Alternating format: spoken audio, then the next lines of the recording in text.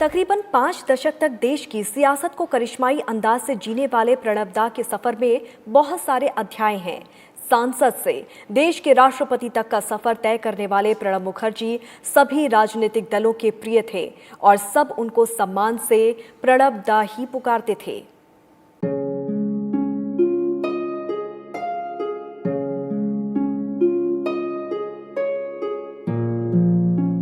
बंगाल की बीरभूम में जन्मे प्रणब मुखर्जी बचपन से ही विलक्षण और अपनी धुन में रमने वाले व्यक्ति थे। भारत रत्न से सुशोभित प्रणब मुखर्जी का जन्म 11 दिसंबर 1935 को बंगाली ब्राह्मण परिवार में कामदा किंकर मुखर्जी और राजलक्ष्मी मुखर्जी के घर हुआ था। इनके पिता भारतीय स्वतंत्रता आंदोलन में सक्रिय रूप से शामिल थे और कांग्रेस के सदस्य भी थे। प्रणब मुखर्जी की शुरुआती शिक्षा स्थानीय स्कूल में हुई और उच्च शिक्षा के लिए वो कलकत्ता आ गए। कलकत्ता विश्वविद्यालय से उन्हें इतिहास और राजनीति विज्ञान में स्नातकोत्तर और कानून की डिग्री प्राप्त की।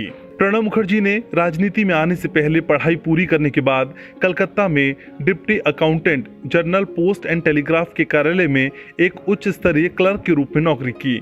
इसके बाद 1963 में वो विद्यानगर कॉलेज में लेक्चरर असिस्टेंट प्रोफेसर बने और वहां राजनीतिक विज्ञान पढ़ाया।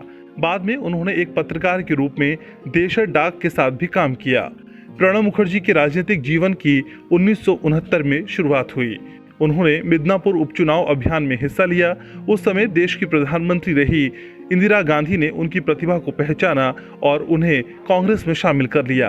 अपनी मेहनत और लगन से प्रणब मुखर्जी ने बंगाल में कांग्रेस के लिए जमीन तैयार करने की पहल की और इस वजह से 1969 में ही सिर्फ 35 साल की उम्र में वो राज्यसभा के सदस्य बन गए और इसके बाद 1975, 1981, 1993 और 1999 में राज्यसभा सदस्य चुने गए। इस तरह से वो 5 बार राज्यसभा सदस्य रहे। प्रणब मुखर्जी कांग्रेस के जुझारू नौजवान नेता और इंदिरा गांधी के विश्वास पात्र नेता के तौर पर पहचाने जाने लगे। साल 1979 में वो राज्यसभा में कांग्रेस के उप नेता बने और 1980 में सदन के नेता नियुक्त किए गए। इंदिरा गांधी के प्रधानमंत्री के कार्यकाल के दौरान प्रणब दा ने 1982 से 1984 तक वित्त मंत्री के रूप में देश की आर्थिक स्थिति को मजबूत करने की दिशा में काम किया। लेकिन 1984 में इंदिरा गांधी की हत्या के बाद अहम मोड़ आया जब वो कांग्रेस से बाहर हुए और 1986 में अपनी पार्टी राष्ट्रीय समाजवादी पार्टी का गठन किया। हालांकि कांग्रेस से ये दूरी ज्यादा दिन तक नहीं रही और 1989 में अपनी पार्टी का विलय उन्होंने कांग्रेस में कर दोबारा पार्टी के लिए काम शुरू किया। 1991 में पीवी नरसिम्हा राव ने उन्हें योजना आयोग का उपाध्यक्ष नियुक्त किया। 1995 में उन्हें कैबिनेट में शामिल करते हुए विदेश मंत्री बनाया गया।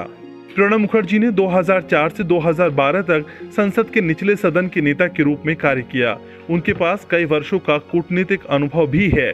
इसके अलावा प्रणब मुखर्जी 1980 के दशक से 2012 तक IMF, विश्व बैंक, एशियाई विकास बैंक और अफ्रीकी विकास बैंक के बोर्ड ऑफ गवर्नेंस में शामिल रहे।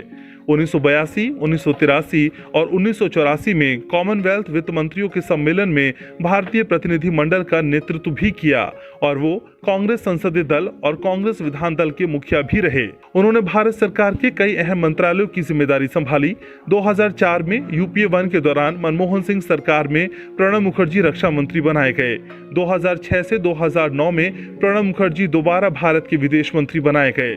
इस दौरान उन्होंने अमेरिकी सरकार के साथ असैनिक परमाणु समझौते पर हस्ताक्षर किए और साथ ही साथ असैन्य परमाणु व्यापार में भाग लेने के लिए परमाणु सप्लायर समूह के साथ भी हस्ताक्षर किए, जो बेहद महत्वपूर्ण कार्य था।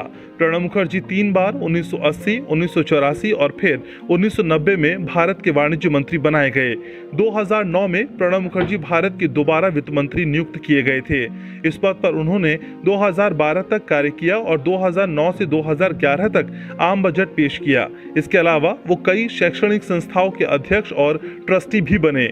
2012 में यूपीए सरकार की ओर से प्रणब मुखर्जी को राष्ट्रपति पद के उम्मीदवार के तौर पर नामित किया गया। उन्होंने राष्ट्रपति के चुनाव में पीए संगमा को 70% वोटों से हराते हुए चुनाव जीता।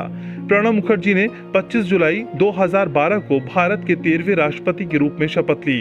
प्रणब मुखर्जी ने राष्ट्रपति के पास आने वाली दया याचिकाओं में से 7 याचिकाओं को रद्द किया था, जिसमें आतंकवादी अजमल कसाब की फांसी की सजा को माफ करने की याचिका भी थी। प्रणब मुखर्जी एक प्रसिद्ध लेखक भी थे। उन्होंने 1969 में मिड टर्म पोल, 1984 में beyond survival emerging dimensions of Indian economy, 1987 में ऑफ द ट्रैक, 1992 में saga of struggle and sacrifice एवं चैलेंजेस बिफोर द नेशन और 2014 में the dramatic decade the days of Indira Gandhi years जैसी पुस्तकों का लेखन किया। 1997 में सर्वश्रेष्ठ सांसद के पुरस्कार से सम्मानित प्रणब मुखर्जी को कई राष्ट्रीय और अंतर्राष्ट्रीय सम्मानों से नवाजा गया, जिसमें 2008 में पद्म विभूषण शामिल था। 8 अगस्त 2019 को राष्ट्रपति रामनाथ कोविंद ने देश के पूर्व राष्ट्रपति प्रणब मुखर्जी को भारत रत्न से सम्मानित किया। प्रणब मुखर्जी की अनेक उपलब्धि आने वाली पीढ़ियों के लिए हमेशा प्रेरणा का स्रोत रहेगी। साथ ही देश के लिए उनका अभूतपूर्व योगदान हमेशा याद किया जाएगा।